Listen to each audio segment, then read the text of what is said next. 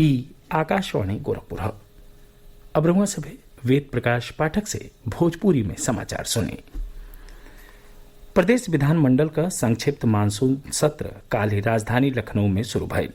सत्र के दौरान कोविड-19 से संबंधित सज्जो सावधानी बरतल गईल हो। कार्यवाही के दौरान सामाजिक दूरी बनावल रखला खातिर सदस्यगण मुख्य आगंतुक कक्ष और प्रेस गैलरियों का इस्तेमाल कैलें। राज्य विधानसभा का कार्यवाही जन्मेजय सिंह के श्रद्धांजलि दिहला के बाद आज दिन भर खातिर स्थगित कर दिहल गई। कल दिवंगत सदस्यन के श्रद्धांजलि दिहला के बाद सदन का कार्यवाही स्थगित कर दिहल गई रहे। भारतीय जनता पार्टी के देवरिया सदर सीट से विधायक जन्मेजय सिंह का काली रात लखनऊ में हृदय गति रुक गये से सड़कबास हो गई। वहां के 75 बरिस का रहनी विधायक हालत बिगड़ने पर लोहिया अस्पताल में भर्ती करावल गई रहना। ऐसे पहले वो कोरोना जांच में ठीक पावल गई रहना। मुख्यमंत्री योगी आदित्यनाथ भाजपा नेता के सड़कबासी भइले पर गहरा दुख जतौले हमें। अपने सनेसा में मुख्यमंत्री कहना कि जन्मेजय सिंह एगो समर्पित जनप्रतिनिधि रहना। वहां के अपने विधानसभा क्षेत्र के विकास खातिर हमेशा प्रयत्नशील रहत रहने। कोविड-19 संक्रमण से ठीक होखे वालन के दर और बढ़िया हो रहा हो और अबले 74.3% लोग स्वस्थ हो चुकल हमें। पिछला 24 घंटा में 62,282 लोग ठीक हो चुकल हमें।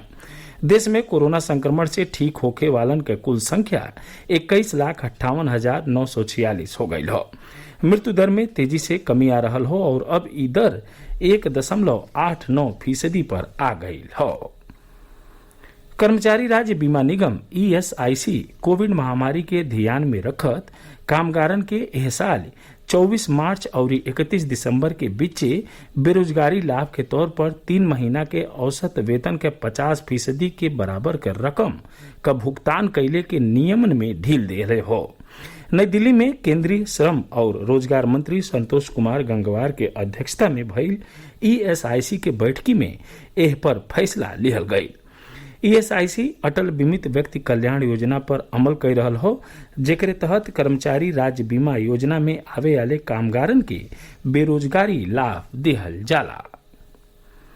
प्रधानमंत्री नरेंद्र मोदी पूर्व भारतीय क्रिकेटर सुरेश रैना के चिट्ठी लिख के भारतीय क्रिकेट के प्रति उनके योगदान के याद कैले हमें।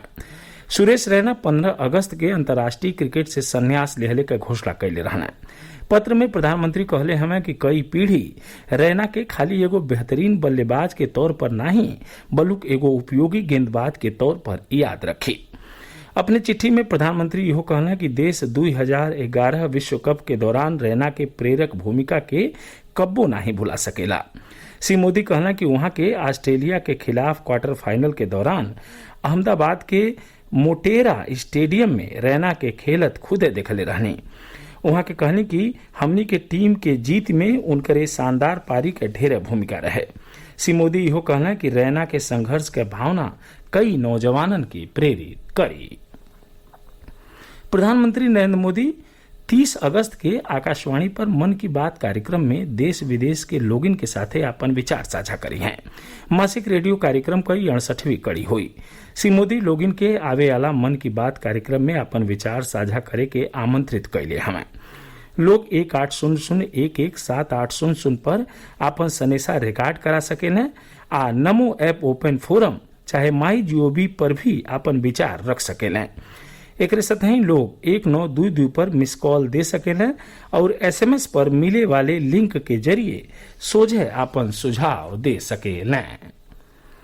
केंद्र सरकार कहले हवे कि गरीब कल्याण रोजगार अभियान के तहत करीब 21 करोड़ कार्य दिवस का रोजगार उपलब्ध करावल गईल हो और 16,708 करोड़ रुपया खर्च कैल गईल हो।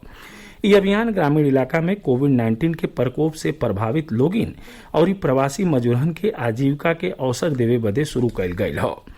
ग्रामीण विकास मंत्रालय कहले हवे कि अभियान 6 राज्यन से अपने मूल स्थान के लौटल प्रवासी मजदूरन के रोजगार देवे खातिर चलावल जा रहा हो। इस राज्यन में उत्तर प्रदेश, बिहार, झारखंड, मध्य प्रदेश, उड़ीसा और राजस्थान शामिल हमें।